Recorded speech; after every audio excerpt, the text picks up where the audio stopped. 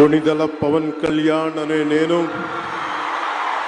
శాసనం ద్వారా నిర్మితమైన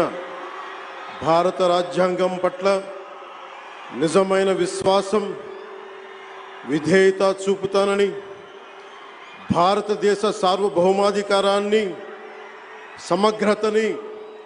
కాపాడుతానని, ఆంధ్రప్రదేశ్ రాష్ట్ర మంత్రిగా నా కర్తవ్యాలను శ్రద్ధతో అంతఃకరణ శుద్ధితో నిర్వహిస్తానని, భయం గాని పక్షపాతం గాని రాగద్వేషాలు గాని లేకుండా రాజ్యాంగాన్ని శాసనాలని అనుసరించి ప్రజలందరికీ న్యాయం చేకూరుస్తానని దైవ సాక్షిగా ప్రమాణం చేస్తున్నాను. నేను